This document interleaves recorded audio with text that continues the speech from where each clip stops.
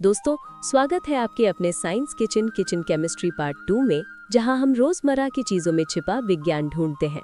तो चलिए करते हैं अपने किचन को एक मिनी लैब में बदलने की शुरुआत। पहला सवाल, क्यों कॉफी सेरेमिक कप में धीरे ठंडी होती है लेकिन मेटल कप में जल्दी? आपने नोटिस किया होगा, जब कॉफी सेरेमिक कप में होती है वो देर तक गर्म रहती है, लेकिन मेटल कप में डालो तो फटाफट ठंडी। ऐसा क्यों? असल में धातु यानी मेटल हीट का बहुत अच्छा कंडक्टर होता है। वो कॉफी की गर्मी को तुरंत सोख लेता है और हवा में फैला देता है। वहीं सेरेमिक एक पुअर कंडक्टर है, यानी वो गर्मी को धीरे धीरे बाहर जाने देता है। इसलिए सेरेमिक कप कॉफी की गर्मी को कैद कर लेता है। तो अगर आप चाहते हैं कॉफी देर तक गर्म रहे, सेरेमिक कप ही इसमें आपका सच्चा मददगार साबित होगा।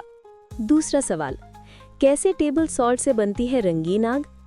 अब बारी है थोड़ी फायर केमिस्ट्री की। क्या आपने कभी सोचा, कुछ रसायन आग में डालने पर रंग बदल देते हैं? असल में जब हम टेबल सॉल्ट यानी सोडियम क्लोराइड को जलती हुई लौ में डालते हैं, तो नमक के अंदर के सोडियम परमाणु एक्साइटेड हो जाते हैं। ये ऊर्जा लेकर उछलते हैं और फिर गिरते समय पीले नारंगी रंग की रोशनी छोड़ते हैं। यही वजह है कि सोडियम से बनी आग सुनहली दिखती है। अगर आग में अलग धातुएं डालें, जैसे कॉपर, तो हरा रंग, पोटेशियम तो बैंगनी रंग बनता है और शानदार नजारा बन जाता है तो छोटा सा प्रयोग, लेकिन असली रंगीन जादू है ये रसायन विज्ञान का। तीसरा सवाल, वॉशिंग सोडा ग्रीस कैसे हटाता है? अब जरा बर्तन धोने वाली रसायन विद्या समझिए। वॉशिंग सोडा यानी सोडियम कार्बोनेट हमारे किचन का एक गुप्त वैज्ञानिक एजेंट है। जब ये पानी में घुलता है तो एक एल्कलाइन सॉल्यूशन बनाता है। ये एल्कलाइन घोल तेल और चिकनाई यानी ग्रीस को तोड़ देता है। वो फैट्स को छोटे छोटे टुकड़ों में बदल देता है जो पानी में घुल जाते हैं। इस प्रक्रिया को कहते हैं इमल्सिफिकेशन। यही कारण है कि थोड़ा सा वॉशिंग सोडा डालते ही चिकनाई गायब। वैसे अगली बार जब बर्तन चमके, याद रखिए ये केमिस्ट्री का कमाल है। चौथा सवाल, केले बैग में जल्दी काले क्यों पड़ जाते हैं? आपने देखा होगा, केले अगर खुले रखें तो कुछ दिन तक ठीक रहते हैं, लेकिन अगर बैग में रख दें तो जल्दी काले पड़ जाते हैं। क्यों? असल में केले पकने के दौरान इथिलीन गैस छोड़ते हैं। ये गैस खुद केले और पास रखे दूसरे भरों को और तेजी से पकाती है। अब जब केला बंद बैग में होता है तो ये गैस बाहर नहीं निकल पाती। अंदर का तापमान और नमी भी बढ़ जाती है, जिससे पकने की प्रक्रिया और तेज हो जाती है।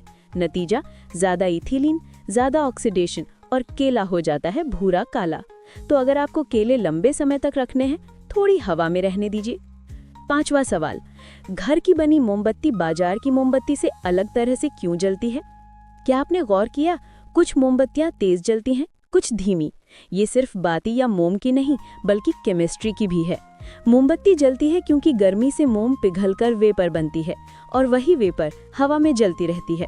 अगर आप अलग अलग तेल, मोम या खुशबू मिलाएं तो उनकी बर्निंग टेम्परेचर और ऑक्सीजन रिएक्शन बदल जाती है। इसलिए कुछ मोमबत्तियां ज्यादा धुआं छोड़ती हैं, कुछ ज्यादा उजाला। मोम में थोड़ा तेल मिलाएं तो लौ बड़ी दिखेगी, इसे ठंडे पानी में रखो तो धीमी। यानी आपकी मोमबत्ती का मूड भी प्योर केमिस्ट्री से चलता है। छठवां सवाल, सिरका तांबे के सिक्के को कैसे चमका देता है? पुराने तांबे के सिक्के का रंग फीका पड़ जाता है, लेकिन सिरके से रगड़ो तो चमकने लगता है। क्या ये हुआ जादू से? नहीं, ये है एसिड का कमाल। तांबे की सतह पर धीरे धीरे कॉपर ऑक्साइड की परत जम जाती है। सिरके में मौजूद एसिडिक एसिड उस परत को घोल देता है। जब आप सिक्के को सिरके में डालते हैं तो एसिड उस ऑक्साइड को हटाकर अंदर की चमकदार कॉपर सतह को बाहर ले आता है। अगर थोड़ा नमक मिलाएं तो असर और तेज हो जाता है, यानी वो डल सिक्का अब बन गया शाइनी कॉइन। ये है विज्ञान का छोटा सा क्लीनिंग मिरेकल। तो दोस्तों, ये थी हमारी किचन केमिस्ट्री पार्ट 2। कॉफी से लेकर मोमबत्ती तक हर चीज में छिपा है कमाल का विज्ञान।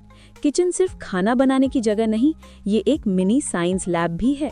अगर वीडियो पसंद आया हो तो लाइक, शेयर और सब्सक्राइब कीजिए और कमेंट्स में बताइए अगली बार कौन सा किचन मैजिक जानना चाहेंगे।